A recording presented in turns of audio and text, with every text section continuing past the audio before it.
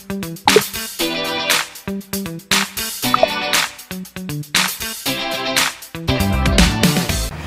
teman-teman, Assalamualaikum warahmatullahi wabarakatuh.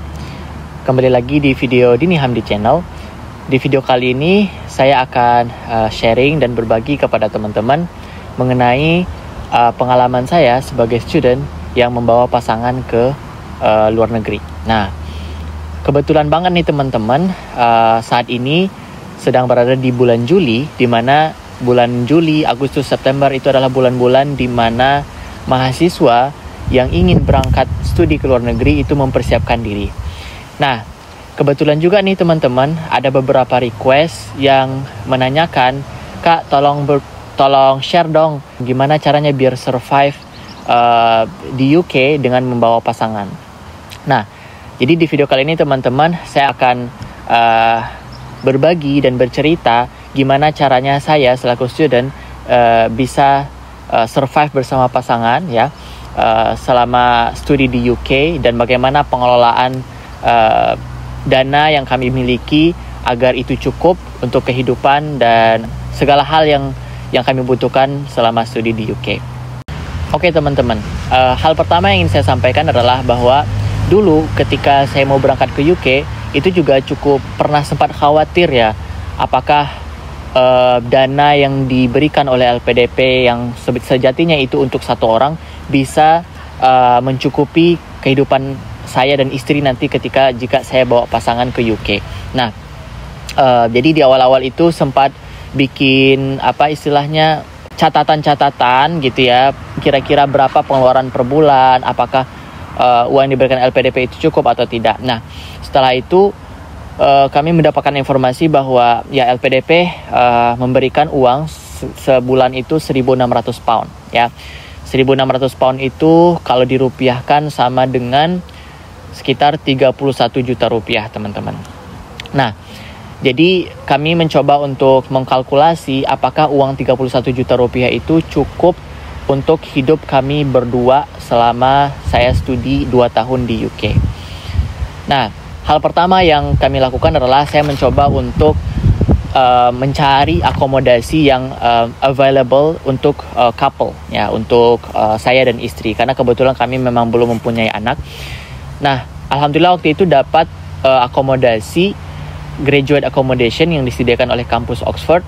Itu biaya per bulannya itu sebesar 960 pound ya teman-teman.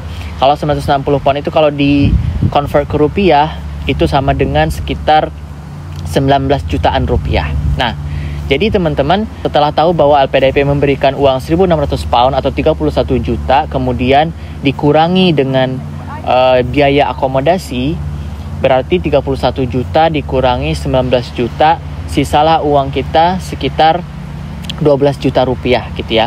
Nah, disitulah kami berniat bismillah untuk tetap berangkat ya, dengan berasumsi bahwa 12 juta itu harus cukup ya buat kami untuk hidup selama saya kuliah nanti 2 tahun di UK. Karena memang untuk mahasiswa S2 itu pemberi beasiswa atau LPDP itu tidak memberikan tunjangan bagi keluarganya. Berbeda dengan yang S3 ya. Kalau S3 itu ada dana tunjangannya seperti itu.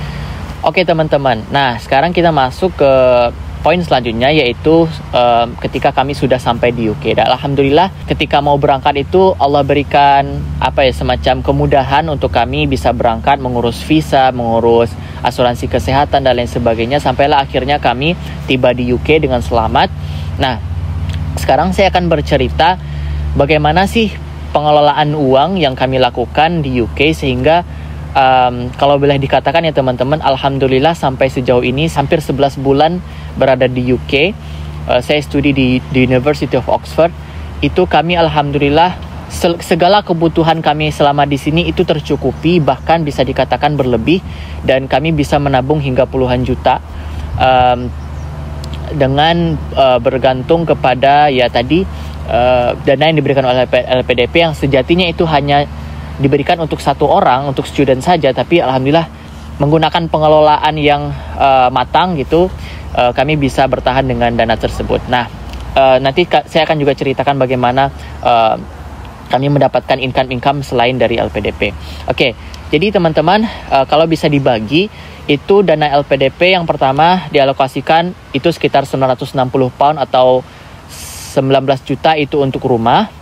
Terus sisalah 12 juta kan.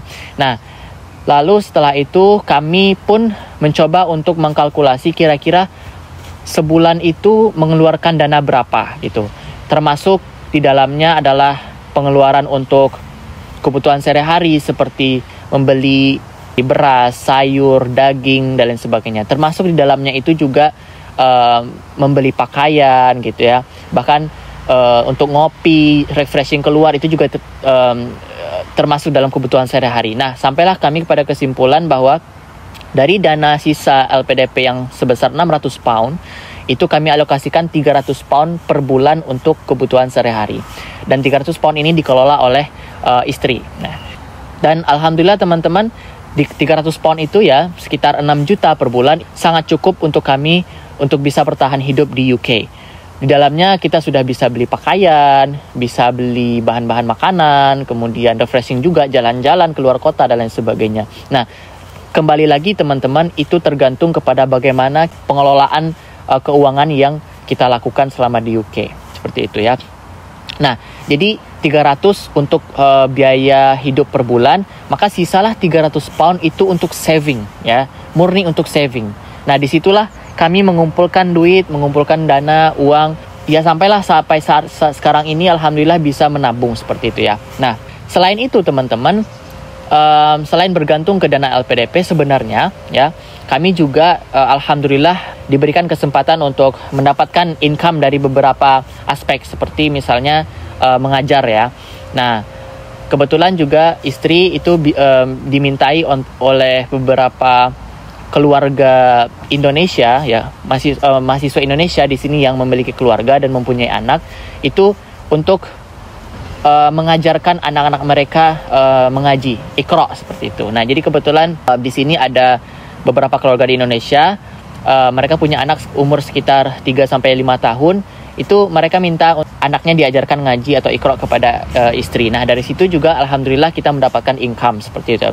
Kemudian juga istri itu punya skill memasak gitu ya. Dan kalau teman-teman juga istrinya atau pasangannya punya skill memasak, bisa juga dijadikan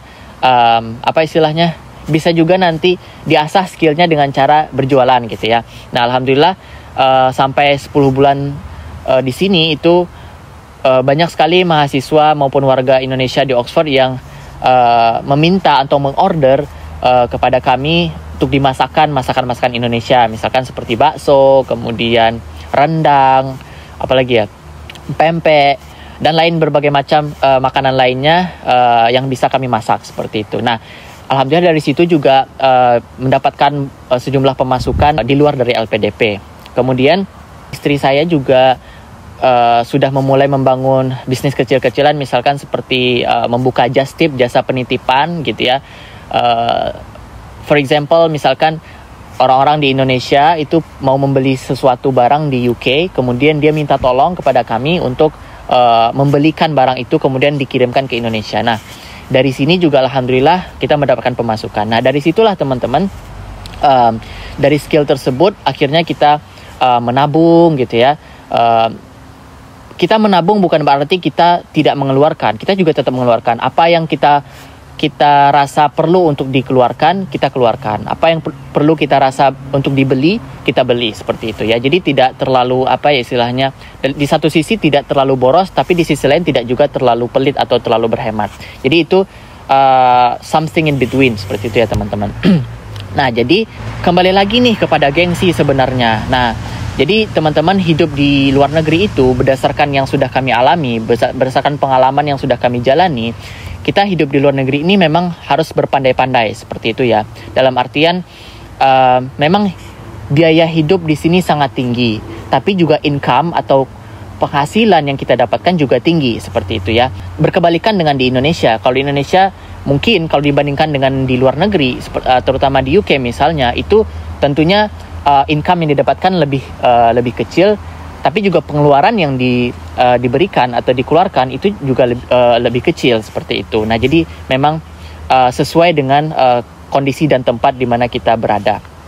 Nah, jadi saran saya teman-teman, nanti kalau teman-teman mau bawa pasangan itu ya sudah dibiasakan gitu loh untuk melakukan pengelolaan uang yang secara bijak seperti itu.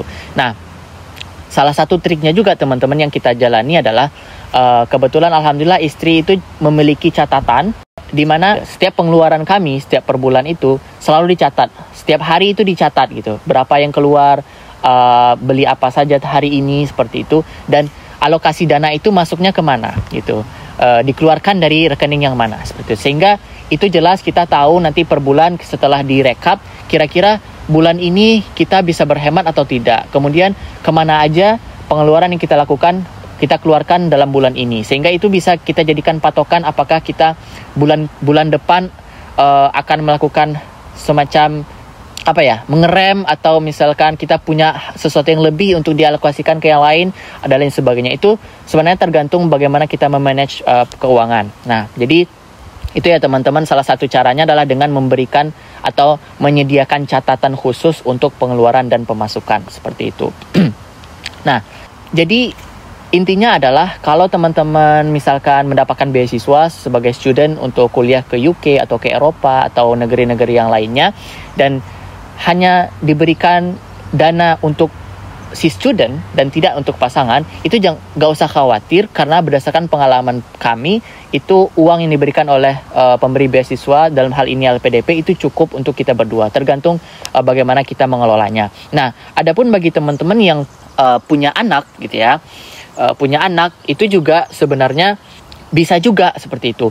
Dan banyak sekali di sini mahasiswa-mahasiswa dari Indonesia yang membawa keluarga, anaknya 1, anaknya 2, bahkan anaknya 3, dan mereka bisa survive seperti itu meskipun dana beasiswa yang diberikan hanya diperuntukkan untuk 1 orang student. Nah, bagaimana cara mereka survive?